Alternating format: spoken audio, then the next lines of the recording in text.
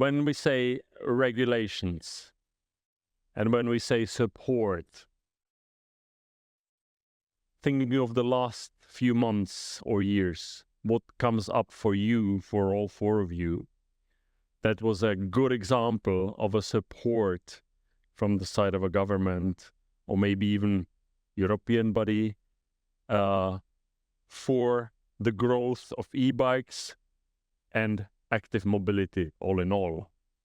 So what is something that you always come back to when things go down? To come back to it, say, well, that was a good one. Any one of you wants to start with it? Yes, Hank, please. Well, of course, I want to mention this. It's the European Declaration on Cycling, which was adopted by the European Commission, European Parliament, and the European Council 2 months ago. And why is this important? Well, I represent the European Cyclist Federation, but this document states that cycling, e-cycling or regular cycling, doesn't matter, should be prioritized in urban mobility. So not a level playing field, no, prioritized. That is prioritized over other modes of transport. And that is a very, very important message. And you can see also that the EU is going to put its money where its mouth is. All the funds are identified in this document. Some of them will only come online in 25 or 26. But there's going to be huge investment in infrastructure, in policy. And you saw on the screen in the other session there that if you build it, they will come. What makes people cycle? Good, safe infrastructure and parking. Yes. So what you're saying, Hank, is this is not a paper that in Brussels are signed up sometimes in hundreds per day. This is something much more important for all of us. You see it already. We see it in Brussels daily, that it's already being internalized by the policymakers in making policies in other areas. Okay. Whether it's in rail, or for instance, the energy efficiency of buildings now includes bike parking and charging for e-bikes. Very important. This is not only about the regulations and support for the vehicles per se, but the entire environment. The entire ecosystem. Nice. There's also quite a bit of industrial policy in it, bringing production back to Europe. Good. Yeah. Well, that's quite a strong opening statement. Like European Cyclist Declaration is something that will benefit the whole industry in the years to come, including not only the industry, but also the consumers, of course. Oh yeah, sure. Right? Yeah, that's a good point. That's fair point. But does it change your benchmarking then from the past? Yes, of course, and also the consumers, but also the citizens will benefit a lot from this declaration. I think I totally agree with Henk. It's a very guiding document, but this guidance needs to be put into action. I think now is the moment that we see a real transformation in our streets, in our cities, and the most fundamental is safe cycling infrastructure. The first thing is to develop safe cycling infrastructure all over Europe, and it's one of the keys of the European Declaration on Cycling. So, before the declaration, Luis, what was for you the moment of hope in the past that you were coming back to? We see some examples of regulations that were important, and I put also as an example. One that I admire from my experience in Spain is in Portugal, when it was implemented as the first country in Europe that reduced VAT for electric bicycles. That was an amazing regulation. Yeah, Portugal is running down to zero. So zero VAT on e-bikes in Portugal. Yes. And not too many other countries. Oh, let's put it positively. Quite a few more countries still have space to follow on that example. All except Portugal. Exactly. I was just trying to make it positive. No, Portugal is unique. Yes. The problem of this, not the problem, but the opportunity we have, and that what we saw in countries, the near countries, is we say they go to Portugal to buy their e-bikes there because it was the only country that did that. So what we need to do, we need to harmonize. We need to have more countries, and we can have the kind of the Declaration on Cycling, all the topics there, and very important to to develop. Yes. That's good. Thank you, Luis. Yeah, Lars. I think Yeah. for us coming from Norway, which is kind of Well, that's the electric car country, right? yeah. So far, but things are going to change. Yeah, I think things are changing now, and because I think a lot of the parties are seeing that it's kind of become a bit backwards, that we're all mostly supporting the electric car with the subsidy of a VAT, and you can ride in the public yeah, there you go, the fast lane, the transit lane, and all these other cheap parking, all these other kind of incentives and subsidies. And I think they're kind of waking up to the fact that there's lost tax revenue here, and we could be spending this on e-bikes, as mentioned here, and bicycles, and kind of asking the question, why aren't we doing this for bicycles? But also in terms of shared modes, we just had an event with the Green Party, where a lot of the shared operators and the transit operators were kind of saying, like, how can we connect shared modes with also then micromobility with transit, and kind of to stimulate. So I think we're going to see a lot of developments here. Yeah. But Pia, thank you, Lars. But Pia, you're already in charge of the micromobility team within a key player on the Norwegian transit market, no? Over years. So you've been facing the uphill battles. But where do you stand today? And what Lars is saying, there is maybe a tailwind coming now. So what projects are already running in Oslo with Rutter, combining transit and shared mobility? And how is it going? Yeah, well, as a PTA, it is important for us that our inhabitants have sustainable mobility solutions. So we're working on how can we integrate micromobility and cycling with public transport. So we started with collaborating with one of the municipalities, because they had this old city bike scheme. The users, they wanted to travel across municipality borders, and it wasn't possible. So therefore, we made a procurement, which tier won, and we then established a solution with scooters and e-bikes. Good. So that was a first step in learning, okay, which position should we as a PTA have within micromobility? Because as a PTA, we plan and administrate and market the public transport. So should we do the same for micromobility? So that with our first step was in this municipality, and then in Oslo we have integrated the operators in our app, so people can buy and ride with scooters along with public transport. How is it going? How is the response? We're getting there, but one of our main challenges is that the permits for operating are given by the municipality each year. Oh.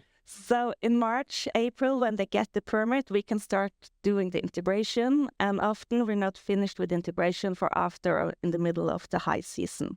So that means that maybe even the overall legal framework needs to adjust to the new era? Yeah, and that's what we're working on. And it's a big challenge for us, because the municipalities, we have about 20 different in our area, and they all make different solutions or framework for the operators. So how can we make an offer from our customers that can be used across municipality borders? Good.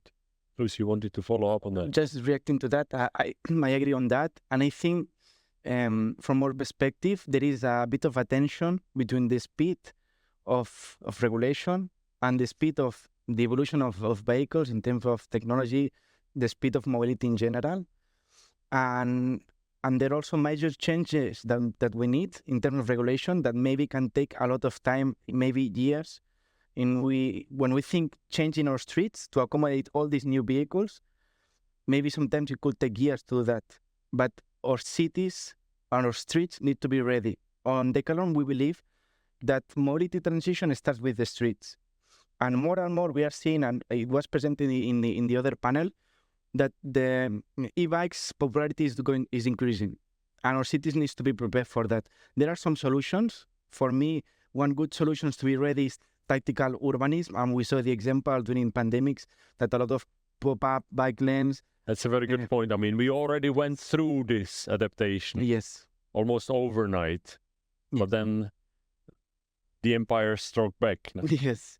Yes, yes. But this is a very easy, not expensive solutions, cheap solutions, and fast that we can apply tomorrow. Yes.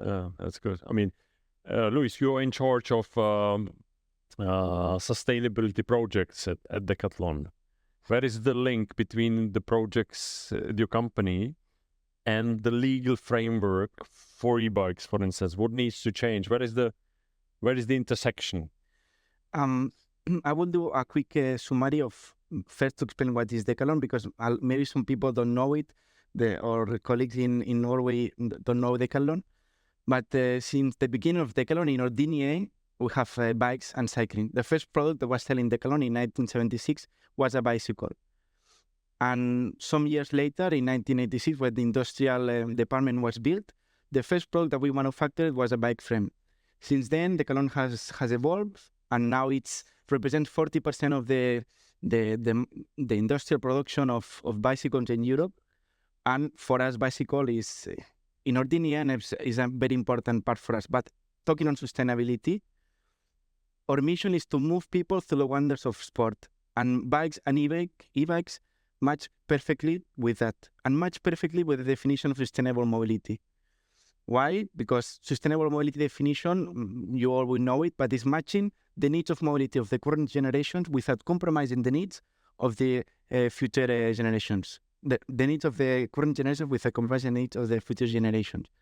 And that's e-bikes and bicycles. So that's totally matched with what we aim. It needs to be done to have all these benefits go ahead. Yes. Urs, you want to build up on that? Yeah, I'm kind of curious about like Henk, because I guess you were. Sorry, now I'm asking. No, like I'm kind of weird. That's interaction. And interaction. I don't want to steal your role here. I'm just wondering, like, what kind of infrastructure do you see as the most effective in kind of increasing like bike? Oh, that depends on the circumstances and the possibilities. I mean, if you have a medieval inner city, you cannot do the same as when you build a new suburb. So there's no one size fits all. But one thing's for sure, that if more people are cycling and few people are driving cars, we need to redistribute road space. Maybe a lane less for cars, making bike lanes wider. We see it in this city now with psychologistics, where companies like Amazon, I think they're here somewhere, they are delivering their parcels now with cargo bikes with trailers in Amsterdam. They use the bike lane, but they take up all of the bike lane because the bike lane is quite narrow here. But they free up road space because there are no vans blocking the road any longer. But for Amazon, they can turn around in a month from vans to cargo bikes. But for a city to adapt the infrastructure, that will take 10 years. So there is a disconnect there, and that will take time. Is there some ingredient to speed up the change? I'm not saying to 1 month down. Well, you can do it quick and dirty, like they did in Paris during the pandemic. Yes, but that's where they are. Just a lot of paint, low quality, not terribly safe, but it did work, and people did use it. Because people vote with their feet. Yeah, and it was followed through afterwards, I truly believe. Yeah, but it never stayed for 5 years with these dirty and quick solutions. No, but Rome wasn't built in a day. The Netherlands didn't develop this infrastructure in a week. It took 50 years. You can do it, but I think you can do it in 20 to really turn around the city. It doesn't need to take 50, but you cannot do it in 5 years. Okay. In China, perhaps. So what you're saying is let's be realistic. Let's be realistic. That's one of your messages. Let's be realistic, but you can perhaps devise transition measures or interim measures, temporary through what's it called? Tactical urbanism. That's exactly what Luis was saying. Yes, that's good. Okay. And can I add something? Yes, please. Because as a PTA, we have this our own department working with infrastructure, and it's like 10, 15 years. But one thing that I really like about our experience from our solution in Bad municipality is that the municipality used data from the micromobility service to identify where they should make new bike lanes. So they actually made them, based on where people travel. Oh, that's good. May I add one thing? Because there's one thing you can do really quickly, that's lowering the maximum speed in urban areas to 30 kilometers an hour for 25. Glad to you mentioned. And then all space will be more or less safe to ride bikes in. You get shared space, etc. That's a quick measure that any city could implement like tomorrow if the political will is there. Yeah. I think I heard an amen in the crowd. Yeah. Yeah, that sounds good. We now came to an intersection between the big automotive world and something that we call active sustainable mobility, whatever. Speed is the touch point. But that's not the last one. Over the decades, there are so many incentives going from the government, from the cities, from the regions, to only one part of the overall transportation market. This is the automotive. What needs to change in that sense, in terms of incentives, funds? What needs to flow in? I mean, there's one panel following after this one where we focus especially on employer and employee mobility. With tax work frames, but still, there is more than this segment that we will cover in the following thing. So I was talking to some politicians at the Green Party last week, and they were talking about how politicians, they often think in kind of billions and not millions, and they should be thinking also in terms of millions and not just kind of like the broad strokes of kind of like remove VAT on cars, and then you can kind of but really look at the whole of how it should function together. And I think there's a lot of questions there that are unanswered in terms of like, okay, so